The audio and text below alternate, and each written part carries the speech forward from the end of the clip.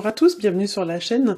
On se retrouve aujourd'hui pour le tirage des énergies du mois de septembre pour les scorpions, ascendant scorpion et lune en scorpion.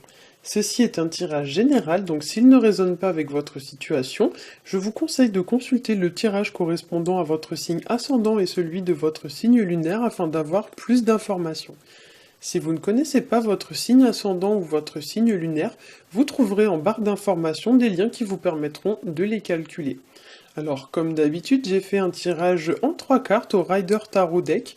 La première carte va représenter le début du mois, la seconde carte va représenter le milieu du mois, et la dernière carte va représenter la fin du mois. Donc on va commencer tout de suite avec la première carte que j'ai tirée pour vous, et il s'agit de la carte de la roue de fortune qui va nous parler de la fin d'un cycle, et du début d'un nouveau cycle. Donc pour certains, il y a quelque chose qui se termine et ensuite quelque chose qui commence.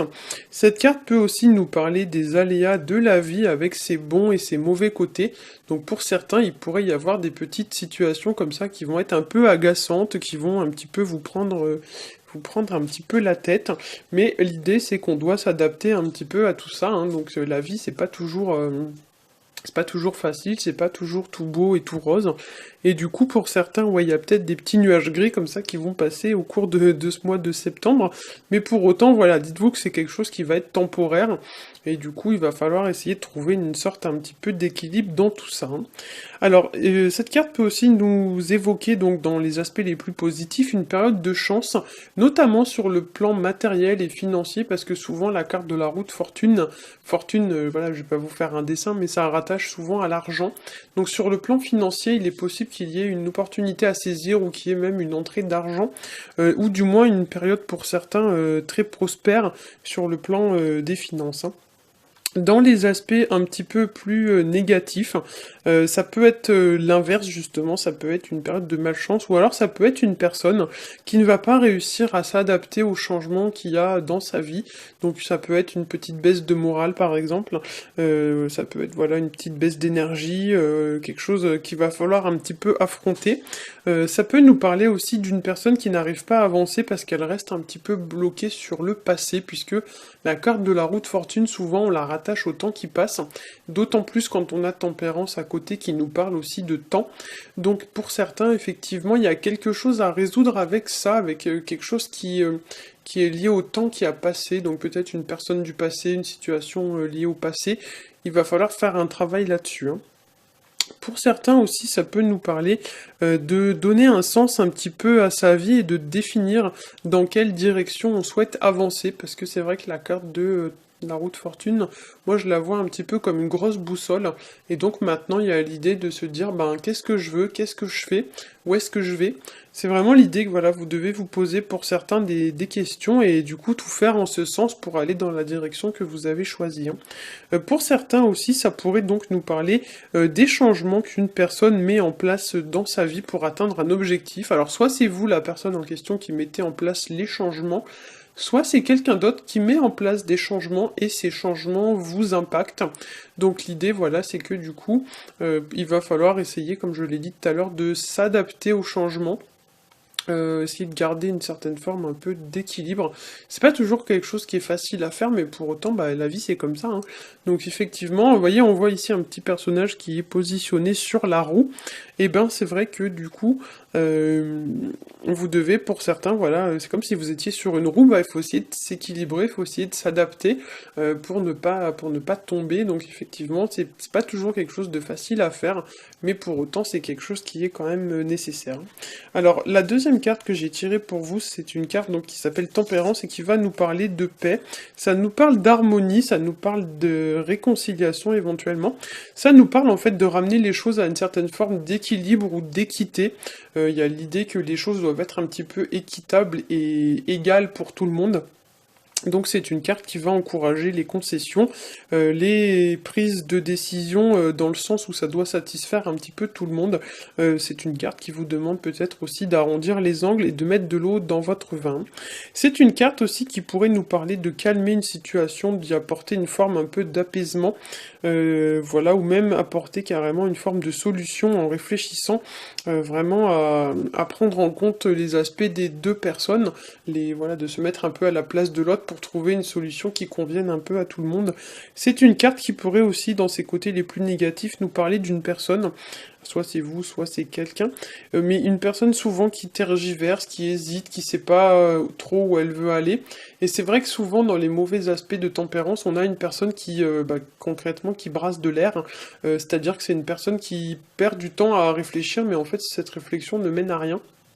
Donc il y a l'idée un petit peu voilà de prendre des décisions mais en son âme et conscience de façon à ce que ça puisse quand même aboutir sur quelque chose parce que c'est vrai que tempérance ça va représenter voilà les gens qui hésitent, les gens ah, je sais pas quoi faire alors j'hésite et puis concrètement je fais rien quoi.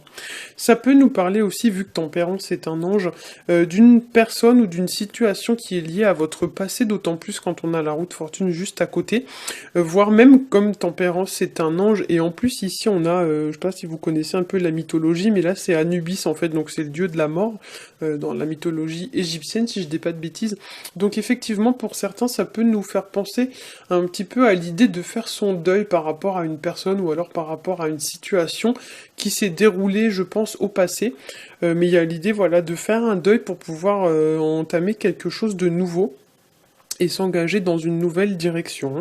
Donc voilà, il y a peut-être un travail de deuil à faire, comme si on devait résoudre un problème, accepter un petit peu que la personne ou la situation n'a plus lieu d'être, et du coup, voilà, il y a vraiment un truc un petit peu en lien avec la mort et le deuil. Hein. Pour certains aussi, avec cette carte, ça pourrait nous parler de prise de conscience, de réfléchir avant d'agir. Donc c'est vrai que Tempérance, elle nous parle un petit peu de comment dire, de prendre conscience de certaines choses, vraiment de se pousser un peu dans la réflexion, voire même de faire une pause dans le but de trouver des solutions qui des fois sont déjà en nous d'ailleurs.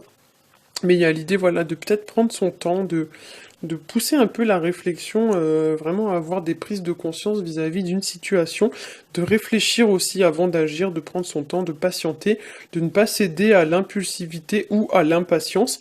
Attention quand même parce que c'est une carte un peu statique, et là on a aussi une carte un peu statique alors que la roue c'est plutôt une carte en mouvement. Donc pour certains, attention aussi à la passivité, hein, ne restez pas non plus bloqué inutilement des jours et des jours sur une situation. C'est une carte qui va vous inviter aussi à agir avec beaucoup de raisonnement, beaucoup de prudence. C'est une carte très mesurée. En général, il n'y a pas d'excès avec tempérance, ça part pas dans tous les sens, c'est très canalisé. Donc effectivement, c'est un petit peu ce qui va vous encourager, la carte. C'est une carte aussi qui vous dit de garder votre sang-froid, de garder la tête froide. Donc ne cédez pas non plus à tout ce qui est de l'ordre de la colère. C'est pas une carte qui va vous inviter voilà, à vous exciter pour rien. C'est une carte vraiment de maîtrise. On prend sur soi, on fait comme si, vous voyez, vraiment, il y a presque une forme d'abnégation limite avec la carte, mais il y a vraiment l'idée, voilà, de ramener quelque chose, c'est un petit peu, en fait, là, ça se voit pas trop sur cette version de la carte, mais normalement, la carte, elle est moitié rouge, moitié bleue, je vais essayer de vous la montrer, parce que je l'ai pas loin. Voilà, en fait, il y a la moitié de la personne qui est bleue, l'autre moitié qui est rouge, et au niveau des amphores, c'est dommage d'ailleurs que dans cette version ça se voit pas, mais au niveau des amphores, il y en a une qui est rouge et une qui est bleue, donc en fait ce qu'elle vous dit la carte, c'est comme s'il y avait une amphore avec de l'eau chaude et une avec l'eau froide, l'idée c'est de ramener le tout à l'eau tiède, donc en fait l'idée c'est de... S'il y a une situation qui part dans un sens, de ramener quelque chose vraiment à l'équilibre, de façon à avoir quelque chose vraiment de très... de tiède, quoi, de plus... C'est difficile à traduire, en fait, l'énergie des cartes en français. Mais il y a l'idée, ouais, que, par exemple, s'il y a une situation qui dégénère, vous allez pas en rajouter une couche et mettre de l'huile sur le feu. Au contraire, vous allez garder votre sang-froid et vous allez essayer de ramener les choses quand même à quelque chose de beaucoup plus froid, beaucoup plus, plus posé. Vraiment, il y a vraiment une idée de tempérer, hein, de tempérer quelque chose. Avec la carte du pape qui est située juste à côté de tempérance, on va parler de progression, on va parler d'ascension, d'élévation ou même du développement d'une situation qui tend à s'expandre, qui tend à devenir plus stable, plus solide, plus sérieuse. C'est une carte qui va aussi favoriser tout ce qui est de l'ordre de l'enseignement et de l'apprentissage. Alors peut-être que pour certains, vous allez avoir besoin d'apprendre de nouvelles compétences ou connaissances, voire même vous allez faire des recherches en ce sens pour acquérir des connaissances, des compétences dans le but de résoudre un problème. Le pape, ça va évoquer aussi la fiabilité d'une personne qui vous soutient ou qui vous guide, ou alors qui va vous apporter une forme de solution à un problème. Donc ça peut être aussi l'idée de faire appel à une personne habilitée pour résoudre une problématique, une personne par exemple dont c'est le métier, donc une personne professionnelle. Par exemple, ça peut être, je sais pas moi, un coach, un médecin ou quelque chose comme ça. D'ailleurs, tempérance, je l'ai pas signalé, mais tempérance, souvent, elle fait référence aussi à la guérison.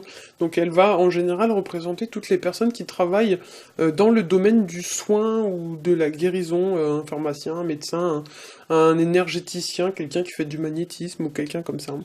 La carte du pape, ça va aussi nous parler d'engagement, donc elle va représenter souvent les contrats avec lesquels on a des liens. Ça peut être un contrat professionnel, ça peut être un contrat sentimental, hein, donc une association ou un Pacs ou quelque chose comme ça, donc un mariage ou quelque chose comme ça. Mais ça peut être aussi tout ce qui est de l'ordre des contrats dans lesquels vous êtes engagé. Ça peut nous parler aussi de s'engager dans une direction précise vis-à-vis d'un domaine de sa vie. Il y a l'idée voilà, que des fois on part un peu à droite à gauche, mais la carte du pape, elle vous dit maintenant il faut aller vraiment dans une direction précise et il faut plus aller vraiment à droite à gauche, il faut vraiment s'y tenir. C'est une carte aussi qui peut nous parler d'acquérir, pour ceux qui en manquent, une forme de confiance en soi, de leadership. C'est une carte voilà, qui va représenter la maturité, la connaissance, l'expérience. Donc c'est vrai que la carte du pape, le pape, c'est une personne avec laquelle, par exemple, quand vous lui parlez, vous n'allez pas lui manquer de respect parce que c'est une personne qui naturellement a une certaine influence, une personne qui en impose en fait. Hein. Donc par exemple, si vous avez le pape en face de vous, vous n'allez pas lui parler comme si c'était votre pote. Et du coup, il y a l'idée avec la carte du pape d'acquérir une certaine forme un petit peu de leadership, de devenir un petit peu l'alpha, vous voyez, celui qui contrôle les choses, celui qui est le référent d'une situation, celui vers qui les autres vont se tourner en cas de problème. Il y a l'idée vraiment voilà, de gagner un petit peu en stabilité, de s'ancrer vraiment, de se développer, de devenir quelqu'un sur qui on peut vraiment compter. Hein. Pour certains aussi, cette carte, dans les mauvais aspects, va nous parler d'une personne un petit peu tyrannique, ou du moins d'une personne qui va peser un peu sur vous d'une manière ou d'une autre. Parce que c'est vrai que dans les bons côtés de la carte, le pape c'est celui qui enseigne aux autres, etc. Mais dans les mauvais aspects de la carte, c'est celui qui impose des choses aux autres. Donc du coup, il y a vraiment cette idée un peu de... Dans ces mauvais aspects, en fait, le pape, c'est celui qui est le gourou.